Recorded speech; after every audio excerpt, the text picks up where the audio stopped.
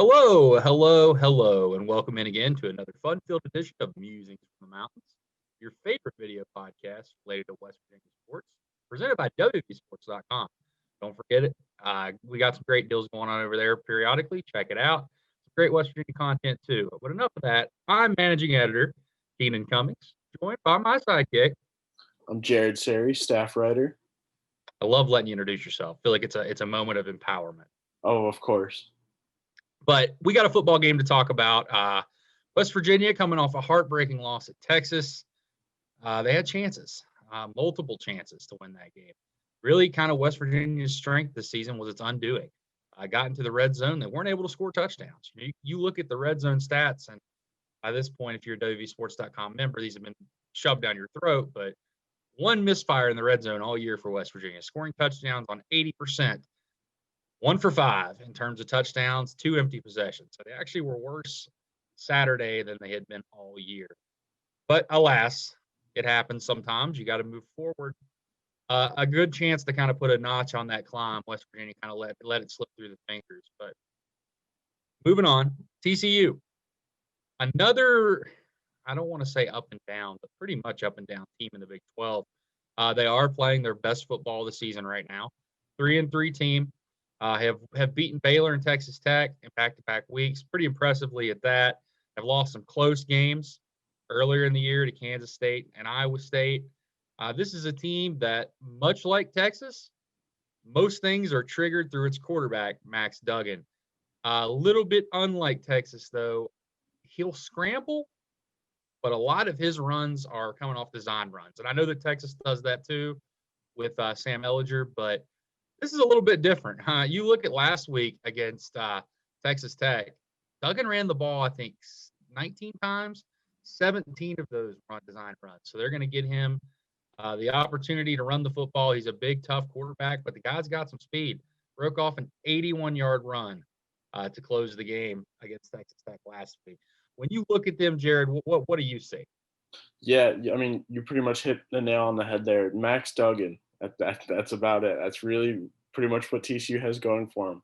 I think it's interesting. He has a lot of a similar skill set to a Sam Ellinger, like West Virginia saw last week. But as defensive coordinator Jordan Leslie said on Tuesday, while they are very similar players, the scheme is different. So you may think, oh, well, they're playing the same type of guy 2 weeks in a row. That'll help them with game prep. It's not always the case. So, like you said, TCU playing the best football of the season so far. We'll see what happens. I think we've learned that week in and week out, these games could go either way. So I fully expect this one to be the same. Yeah, you look at what Max Duggan's been able to do on the ground, not even counting what he's done. He's thrown for over 1,000 yards already, I think 5 touchdowns. But he leads the team in rushing. He leads the team in rushing attempts. He has 277 yards. 277 of his 417 yards are off design runs. Leads the team in touchdowns. Leads the team in 10-yard runs. Leads the team in missed tackles forced. So, yeah, this pretty much runs through him. Now, some of this is inflated because he ran all over Texas Tech. I think he finished that game with 160-plus rushing yards. But still, the key is going to be for West Virginia.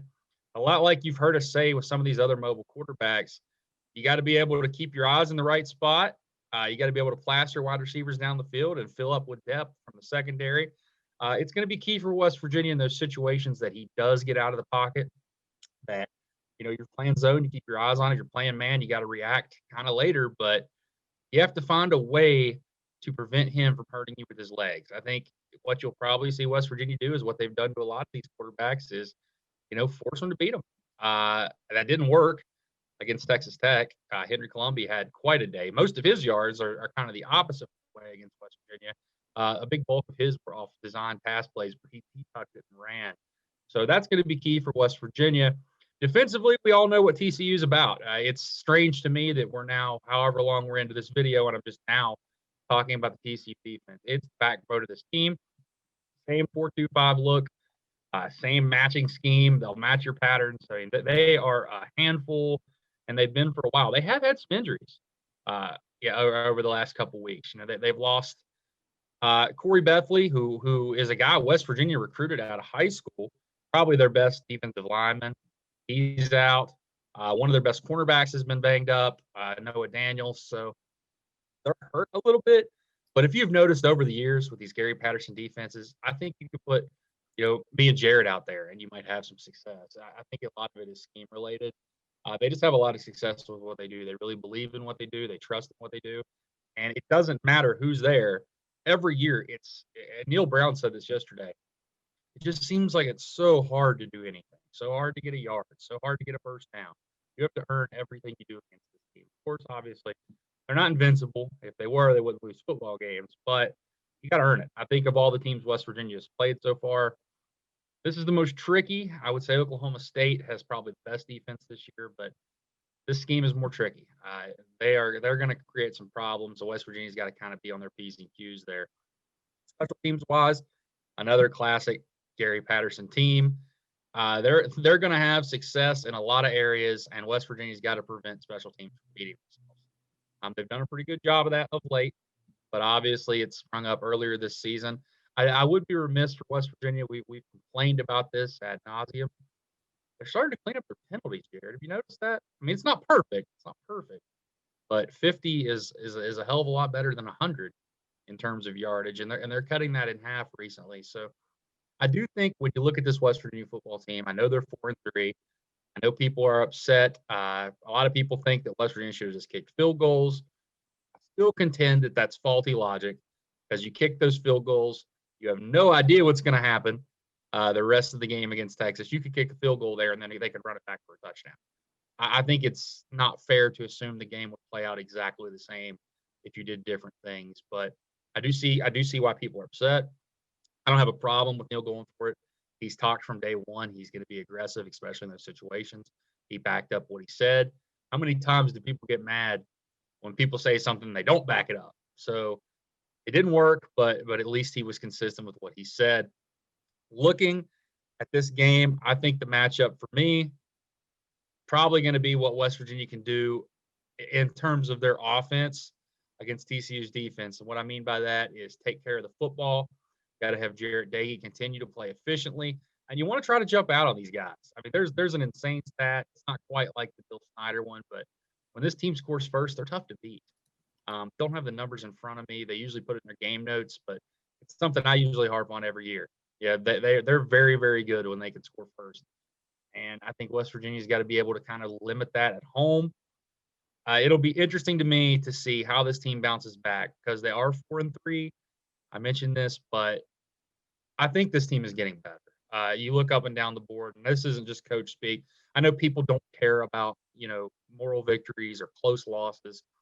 This team wasn't in a lot of football games last year. This year, they've been in every single one. They've either been winning by a substantive margin or they're trailing by possession with 5 minutes left. So they are getting better. It's just frustrating when you can't get the results. How do you see this one playing out? Who do you like in this game? I think this is an interesting one. I think if this was on the road, it'd be tough for West Virginia, but at home, how do you see it? Yeah, I'm with you on that one. This is one of those games where Gary Patterson, hell of a football coach, year in and year out, I always have a hard time betting against him just because the experience and just the knowledge that he brings is incomparable to many coaches around the league and around the country. But at the end of the day, TCU doesn't have a whole lot going for them. Max Duggan, then what? My one concern though is about Letty Brown. He's still a bit banged up. We're filming this on Wednesday morning, and we don't know if he's going to go on Saturday. We probably won't even know until Thursday, Friday, maybe even up until game time. TCU comes in with I believe the 6th ranked rushing defense in the Big 12. I think if Letty Brown plays, I think it's a bigger win for West Virginia, but regardless, I think the Mountaineers come out on top on this one. Yeah, I'm with you. I like West Virginia in this game. I think that one of West Virginia's strengths is its run defense and ability to stop the run.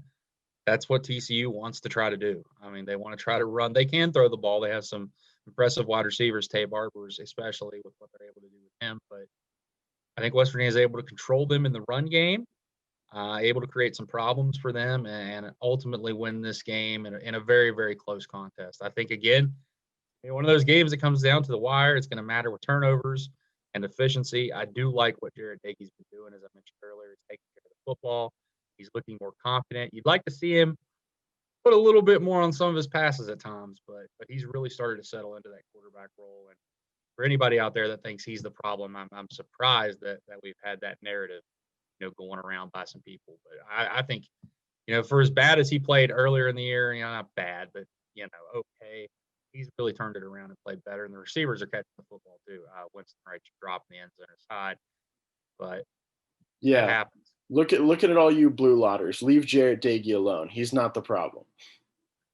I think we'd be remiss here not to talk about some news with the roster. Yesterday, 2 players into the transfer portal, neither a surprise.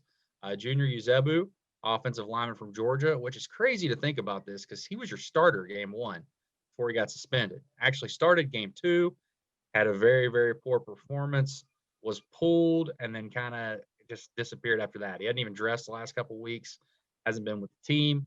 He's now officially in the portal.